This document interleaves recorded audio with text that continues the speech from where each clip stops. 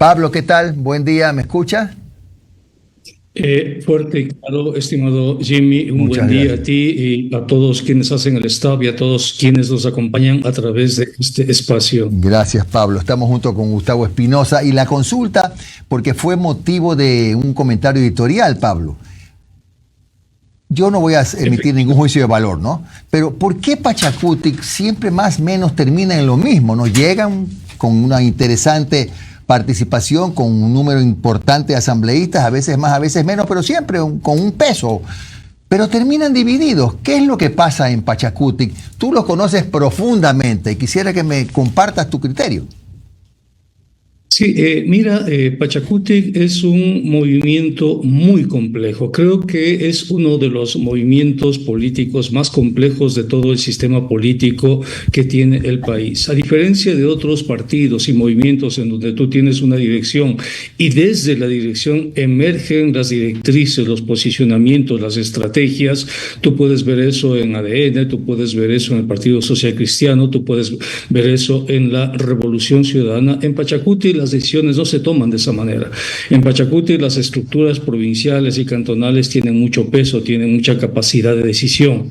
¿No? La coordinación nacional se encarga justamente de coordinar, de establecer una misma estrategia. Pero ¿qué es lo que pasa? Que en los territorios, en las estructuras provinciales, hay una especie de permeabilidad. Hay muchos personajes que permean esas estructuras y logran la representación política de Pachacuti, van al sistema político y una vez que van al sistema político se separan de Pachacuti, tratan de llegar con su propia agenda al sistema político, negocian con sus, si se quiere, con sus propios objetivos, independientemente de los objetivos del movimiento, y eso produce malestar, produce, tú quieres, distorsiones. Eso pasó en la asamblea cuando estuvo Guadalupe Llori, por ejemplo. Eso vuelve a pasar ahora y fíjate tú el malestar que hay. Ya el presidente de la CONAIE y el coordinador han dicho: nosotros no tenemos nada que ver con estos 6 asambleístas que han optado por imponer sus agendas propias, sus propias, si se quiere, objetivos, etcétera. Y eso es lo que tenemos en Pachacuti. Le está pasando la factura, el democratismo que tienen ellos, le está pasando la factura, esa estructura horizontal donde la coordinación no puede imponer sus criterios a las provincias y donde se toman decisiones consensuadas. Claro, pero Pablo, en todo caso, coincidimos, ¿no? Algo está pasando. ¿Y qué es exactamente lo que está pasando? A lo mejor donde todavía no han leído bien lo que se necesita para que un movimiento político tenga cohesión es justamente una orientación diferente. Yo no sé, pero tú puedes interpretar mejor lo que ocurre. ¿Qué salida tiene Pachacuti para que sea más orgánico? Eso le falta a Pachacuti, le falta ser más orgánico en el sentido de tener la posibilidad de que sus representantes al sistema político se adecúen a las líneas políticas, estratégicas y tácticas que se definen en varios eventos. Pachacuti siempre está en reuniones de consejos políticos. No toma decisiones sin los consejos políticos. Y los consejos políticos generalmente agrupan a de 150 a 300 personas. Todo el tiempo está consultando a sus bases. Es una estructura muy democrática, es una estructura que se apega mucho a su libreto. Pero ¿cuál es el problema? El problema es cuando esas estructuras provinciales participan en las elecciones, dicen: ahora busquemos a alguien que nos represente, y generalmente acuden a personajes que no forman parte de esa disciplina, de ese trayecto, de ese caminar conjunto, y escogen a personas por fuera de eso. Esas personas agradecen, si tú quieres, que Pachacuti les auspicie, llegan al sistema político y dicen: hasta aquí nomás. Pero ya no es una vez, 2 veces, son 3 veces. Entonces ahí está el problema. Hay que ajustar las tuercas, creo yo. A eso iba Pablo, justamente. ¿Cuáles son esos pernos que hay que ajustar para que esto no le siga pasando a Pachacuti? No sé si un proceso un poco más meticuloso, cuidadoso de selección de sus cuadros que van a la asamblea, no sé si sea eso. Mira, tú tienes personajes de procesos. Tienes aquí, por ejemplo, la presencia de Dina Farinango, que acaba de decir que no puede tomar decisiones por fuera de la estructura de Pachacuti y que obedece a las decisiones adoptadas en las plenarias, en los consejos políticos. Tienes la posición también de Alex Toapanta, que viene de un proceso organizativo muy fuerte, que es el de Cotopaxi. Tienes la posición de Mariana Yumbay, que viene de un proceso organizativo muy fuerte, que es el proceso de Bolívar, donde hay mucha presencia de la organización detrás de su asambleísta. Pero en cambio, en el caso de Cañar, por ejemplo, o en el caso de Tungurahua, tú tienes ahí rupturas. Tú tienes ahí que, igual que en el caso de Chimborazo, las fragmentaciones políticas internas pasan la factura, pero esas fragmentaciones vienen desde la época en que Pachacuti fue dirigido básicamente por Marlon Santi y Cecilia Velázquez.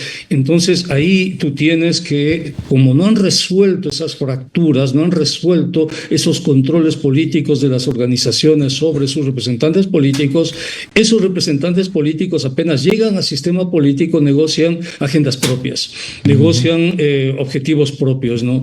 A diferencia donde tienes fuertes entramados organizativos, el entramado detrás de Dina Farinango es el entramado Cayambi, que es una organización muy fuerte. Claro. Detrás de Mariana Yumbay tienes la FECA Brunari, que es una organización provincial muy fuerte, al igual que detrás de Alex Toapanta tienes el MIG, el Movimiento Indígena de Cotopaxi. Faltó eso, faltó que la organización social se consolide un poco más y ejerza mucha fuerza, si tú quieres, su representación política. Por eso tienes 6 asambleístas que probablemente entrarán dentro de los procesos disciplinarios conforme ya lo establecí. Claro. Pablo. Pablo, ya le voy a dar paso a Gustavo, pero una precisión muy personal. A lo mejor Pachacuti necesita un proceso de reconciliación, porque todavía hay gente importante, valiosa, Auquitituaña, Salvador Quispe, Nina Pacari, hasta la propia Lourdes Tibán, que están como... Perdón, pero igual, estoy hablando de la necesidad, puede ser, pero me parece que hay la necesidad de una especie de reconciliación, un proceso de reconstrucción de Pachacuti. Quizá, bueno, eso es una opinión personal, Pablo. Gustavo tiene más preguntas. No, muy de acuerdo con Jimmy y rememorar y tener en cuenta lo cerca que estuvieron de un balotaje con Yacu Pérez, o sea, amalgamar esa fortaleza del indigenado ecuatoriano. ¿Cómo se podría lograr? Pachacuti logra sobrevivir a la polarización del sistema político. Otros partidos no lograron sobrevivir. El Partido Social Cristiano, Construye, Creo, Avanza, Democracia Sí, socialistas, etcétera, fueron aplastados por la polarización. Pachacuti logró sobrevivir esta polarización de la política. Pachacuti tiene una importante presencia en poderes territoriales, ¿no? Es la tercera fuerza en alcaldías. Tiene más de 40 alcaldías, tiene prefecturas, tiene juntas parroquiales, es decir, es una fuerza política muy importante. Sin embargo, de eso ahora otra vez se fractura. Ahora tiene 6 de 9 asambleístas, es decir, un porcentaje importante, que se van con el gobierno y rompen la línea política del movimiento Pachacuti, que había anunciado su oposición a ADN. ¿Por qué había anunciado su oposición a ADN? Porque la política de ADN va a ser una política que va a golpear muchísimo a los sectores populares, pues. Y el movimiento indígena y Pachacuti ya están preparándose para las movilizaciones. Entonces, justamente por eso, porque vienen movilizaciones, viene un escenario de conflicto social, habida cuenta que vienen medidas económicas muy duras, se viene el incremento de las gasolinas, se viene el incremento del IVA, se viene más extractivismo minero. Entonces, para la CONAIE y para Pachacuti era fundamental tener, si tú quieres, la posibilidad de tener una representación parlamentaria que esté coherente, que esté articulada a esas necesidades políticas. Y fíjate tú, 6 asambleístas se van, entrarán a los procesos internos de acuerdo a lo que han establecido sus dirigentes de disciplina. El movimiento se queda solo con 3, ¿no? Pero tiene que con esos 3 articular su estrategia de movilización, de resistencia, pues. Bueno, Pablo, en todo caso, deseamos que este proceso que seguirá en Pachacuti llegue a buen puerto.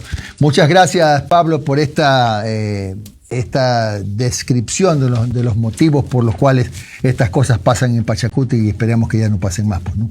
Buen día, Pablo, muchísimo. Un abrazo. Ya te invitaremos por un tema económico la próxima vez. Gracias, Pablo. Por supuesto. Muy amable. Muchísimas gracias.